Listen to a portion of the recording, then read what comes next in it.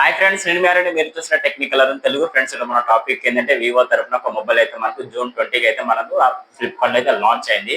కాకపోతే ఆ మొబైల్ చూసుకుని మాత్రం 25,000 అందరిలో అయితే లాంచ్ చేశారు. కాకపోతే ఆ మొబైల్ తీసుకుందామా తీసుకోకూడదా, తీసుకుంటే బెటర్ లేదా అని తెలుసుకుందాం. ఎందుకంటే మనకు 25,000 ఏమేమి స్పెసిఫికేషన్ ప్రొవైడ్ చేస్తున్నారు, ఈ mobile value for money mobile కాదా తెలుసుకుందాం. తెలుసుకునే ముందు చిన్న రిక్వెస్ట్ ఏంటంటే కొత్తగా ఎవరైతే మన ఛానల్ చూస్తున్నారో ఛానల్ అయితే తప్పకుండా సబ్స్క్రైబ్ చేసుకొని బెల్ ఐకాన్ అయితే ఆన్లో పెట్టాలి. వీడియో నచ్చితే మాత్రం తప్పకుండా లైక్ అండ్ షేర్ చేయండి. ఫ్రెండ్స్, ఇక మొబైల్ విషయానికి వస్తే మాత్రం వివో నుంచి Y400 Pro అని చెప్పుకోవచ్చు. ఈ మొబైల్ అయితే మనకి రీసెంట్ గానే ఫ్లిప్కార్ట్ లో లాంచ్ అయింది. సేల్స్ విషయానికి వస్తే మాత్రం సేల్స్ వచ్చి మాత్రం జూన్ 27 అయితే సేల్ అయితే స్టార్ట్ అవుతుంది. అంటే ప్రీబుకింగ్ కూడా స్టార్ట్ అవుతున్నాయి కాబట్టి ఈ 25,000 లో దీన్ని తీసుకోవచ్చా తీసుకోకూడదని తెలుసుకుందాం. ఎందుకంటే ఈ 25,000 లో ఏమేమి ఫెసిలిటేషన్ ప్రొవైడ్ చేస్తున్నారో ఆ ఫెసిలిటేషన్ అంటే వాల్యూ ఫర్ మనీ మొబైల్ అవుతుందా కాదో తెలుసుకుందాం. ఫ్రెండ్స్, అయితే ఫెసిలిటేషన్ తెలుసుకున్న ముందు ఫస్ట్ ఏం చేద్దామంటే దీని డిజైన్ అయితే లుక్ చేద్దాం. డిజైన్ బిల్డ్ క్వాలిటీ రెండు చూసుకున్న మాత్రం మనకి ఎక్కడ తగ్గే ఛాన్స్ లేని చెప్పొచ్చు. చాలా better build quality, better design అయితే లభిస్తుంది. ఎందుకంటే మనకి వివో Y400 Pro లో చూసుకున్న మాత్రం బ్యాక్ సైడ్ అయితే ఫినిషింగ్ ఉందో మొత్తం గ్లాసీ ఫినిషింగ్ లభిస్తుంది. చూడడానికి ప్లాస్టిక్ బిల్డ్ క్వాలిటీ అయినా కూడా మనకి చూసుకుంటే మొత్తం గ్లాసీ ఫినిషింగ్ లభిస్తుంది. చూడడానికి లుక్ కూడా కొంచెం బెటర్ గా లగ్జరీ మొబైల్ లెక్క మనకి ఒక ప్రీమియం క్వాలిటీ ఫ్లాషిక్ మొబైల్ లెక్క డిజైన్ అయితే కనిపిస్తుంది. కాబట్టి చూడడానికి డిజైన్ అయితే నాకు కొంచెం బెటర్ అనిపించింది. బిల్డ్ క్వాలిటీ కూడా కొంచెం బెటర్ బిల్డ్ క్వాలిటీ అయితే లభిస్తుంది. ఫ్రెండ్స్, నాకైతే రెండు బాగా నచ్చాయని చెప్పుకోవచ్చు. వాటి డిజైన్ బిల్డ్ క్వాలిటీ ఒకసారి డిస్ప్లే మీద చేస్తాను. మీకు నచ్చలేదు తప్పకుండా కామెంట్ అయితే రిప్లై ఇవ్వండి. ఫ్రెండ్స్, ఇక డిజైన్ విషయం పక్క పెడితే మనం మెయిన్ తెలుసుకోవాల్సిన విషయం ఏంటంటే ఫెసిలిటేషన్ అని చెప్పుకోవచ్చు. ఫెసిలిటేషన్ పరంగా చూసుకుని మాత్రం మెయిన్ తెలుసుకోవాల్సిన విషయం ఏంటంటే ప్రోసెసర్ అని చెప్పుకోవచ్చు. కాకపోతే ఇందులో వాడిన ప్రోసెసర్ వచ్చి మాత్రం మీడియాటెక్ గేమర్స్ నుంచి మాత్రం 7300 ప్రోసెసర్ లభిస్తుంది.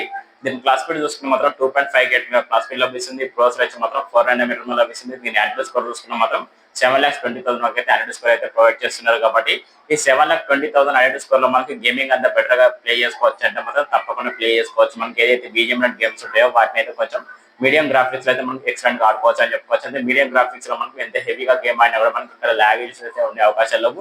కొంచెం గ్రాఫిక్స్ మనం ఎక్కువ పెట్టి గేమ్స్ ఆడుకుంటే మాత్రం తప్పకుండా లాగ్ ఇష్యూస్, ఫ్రేమ్ డ్రాప్స్ ఉండే అవకాశాలు ఎవరైతే నోటీస్ అయితే చేయడం, ఎవరైతే గేమర్స్ ఉన్నారో.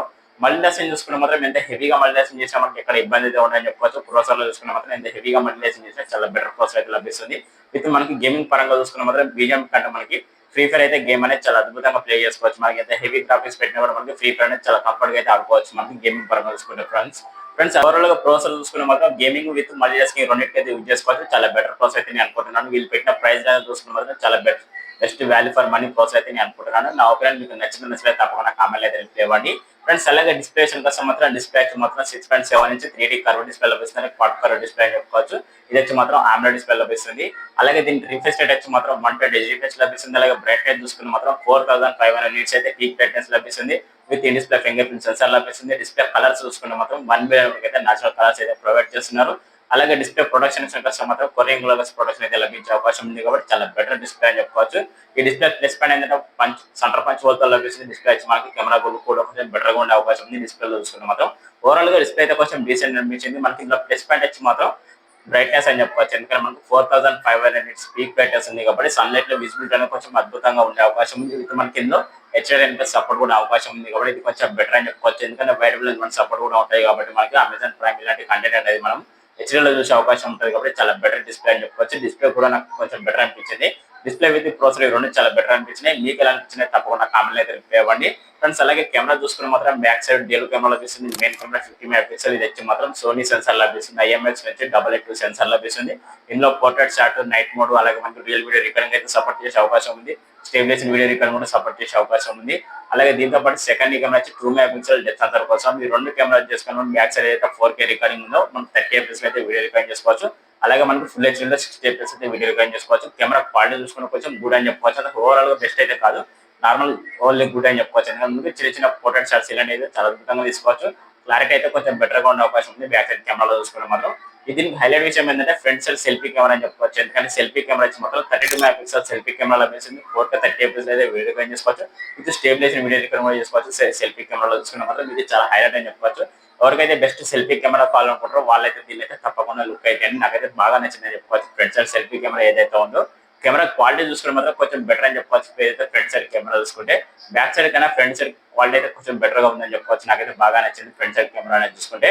ప్లస్ కెమెరాలో చిన్న క్లారిటీ అయితే వచ్చిందని నేను అనుకుంటున్నాను. క్లారిటీ వస్తే మాత్రం ఎవరైతే కొత్తగా మన ఛానల్ వస్తున్నారు ఛానల్ అయితే తప్పకుండా సబ్స్క్రైబ్ చేసుకొని బెల్ ఐకాన్ అయితే పెట్టండి.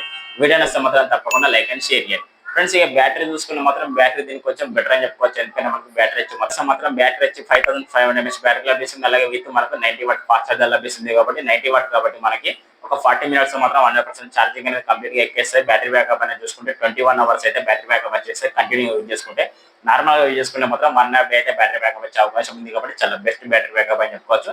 నాకైతే వీటి స్పెసిఫికేషన్ చూసుకుంటే ఫ్రెండ్స్ చాలా అద్భుతంగా నచ్చినాయని చెప్పుకోవచ్చు. వీళ్ళు పెట్టిన ప్రైస్ రేంజ్ లో చాలా బెటర్ అనిపించింది నాకైతే. స్పెసిఫికేషన్ చూసుకుంటే ప్రోసెసర్ అలాగే విత్ డిస్ప్లే చూసుకున్న కూడా చాలా బెటర్ గా ఉంది. విత్ కెమెరా చూసుకున్న కొంచెం డీసెంట్ లుక్ అయితే కనిపిస్తుంది. కెమెరా కూడా మనకి కొంచెం గుడ్ క్వాలిటీ అయితే లభిస్తుంది.